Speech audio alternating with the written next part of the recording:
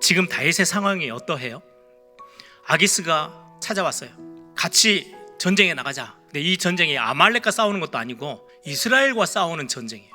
거절할 수도 없어요. 진짜 진퇴양난이에요. 사울의 군대와 이제 딱 맞닥뜨리면 이스라엘의 반군이 되어지고 역적이 되어지는 거예요. 이러지도 못하고 저러지도 못하고 죽느냐 사느냐 이런 어떤 다윗의 실제 상황이에요. 저와 여러분도 이럴 때가 참 많이 있죠. 어떨 때는 내 생각에 정반대의 일들이 터지고요, 내가 어떻게 할 수 없는 상황들이 벌어지기도 하고요.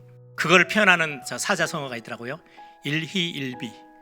사건이 생길 때마다 어떨 때는 너무 감사하고 좋았다가 어떨 때는 너무 답답하고 힘들고, 이게 우리 안에 다윗처럼 계속 반복되어져요. 항상 좋은 일만 계속 터지는 게 아니잖아요. 어떨 때는 답답한 일, 어떨 때는 끝이 안 보이는 상황, 이걸 해결해야 되겠는데 손을 쓸 수가 없고, 여러 많은 상황들을 우리는 경험해요. 그때마다 우리는 문이 막히기도 하고 문제가 올 때마다 어떨 때는 자책하고 낙심하고 힘들어하고 막 왔다 갔다 하는 우리의 모습이 다윗의 모습입니다. 그래서 오늘 제목을 제가 이 본문을 보면서 다윗이 참 힘들었겠다, 그래서 제목을 제가 멀리 봅시다 라고 정했어요. 앞에 것만 보지 마시고, 지혜로운 분들이 말을 하죠. 나무만 쳐다보지 말고 숲 전체를 보라고. 이때 우리가 볼 수 있는 게요, 믿음의 눈이에요. 하나님이 저와 여러분에게 약속하신 약속을 기억하셔야 해요. 다윗은 사실 망명대에서 가 있는 동안에는요, 하나님을 철저히 의지하지는 않았어요. 자신의 생각과 고민 속에서 선택한 거거든요. 잘못된 선택을 했어요. 그런데 하나님의 언약은 분명히 있었어요. 다윗이 그냥 버티고만 있어도 하나님은 행하실 건데, 다윗은 이렇게 저렇게 많은 방법들을 동원해서 그걸 피하려고 노력했잖아요. 조각 하나 그림을 가지고 우리는 막 이리저리 뛰고 있어요. 전체 그림을 보세요. 믿음의 눈을 들어서 그걸 볼 수 있는 게 믿음이에요. 믿음은 말씀에서 나와요. 여러분들이 말씀을 듣다 보면 끝이 보여요. 말씀 속에서 내 인생 전체 그림이 보여져요. 하나님이 나를 어떤 그림 속으로 인도하고 계시고 나를 만들어가고 계시는지를 확인할 수 있어요. 지금 당장에 내 눈앞에 있는 거 말고요, 저 멀리 보는 믿음의 눈들을 들어 하나님을 바라보기를 바랍니다. 성경에서는 하나님을 지금 드러내는 거예요. 하나님은 어떤 하나님이시냐? 너무나도 사랑이 많고 긍휼하신 하나님이 끝까지 우리를 책임지시고 우리를 붙잡고 계신다. 철저히 하나님의 계획 가운데 이루어 가시기 위해서 하나님의 섭리가 우리 안에 있다. 여러 어려움 가운데 있는 다윗을 하나님은 이런저런 상황들, 특히 블레셋 방백들을 활용해서까지 다윗을 지키시고 인도해 가세요. 하나님은 정말로 은혜가 풍성하신 분이시구나, 우리는 그거 발견하는 거예요. 다윗 인생 우리는 전체 그림을 알고 있잖아요. 하나님이 다윗을 어떻게 인도하셨는지. 여러분들 믿음의 눈을 들고 언약의 눈을 열어 멀리 끝까지 보세요. 여러분들 인생 이 시간표에 끝나는 인생이 아니에요. 그러신 하나님이 아니시라는 걸 성경은 우리에게 설명하고 있어요.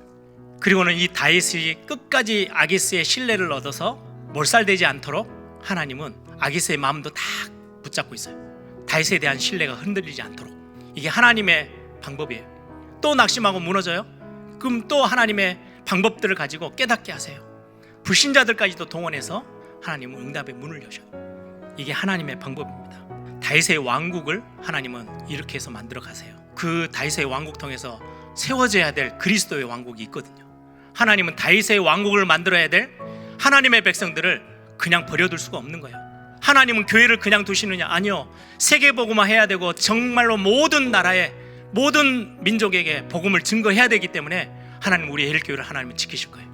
우리가 어떨 때는 연약할 때도 있어요. 우리가 잘못된 선택을 할 수도 있어요. 저는 아무 걱정이 없어요. 멀리 봐야 돼요.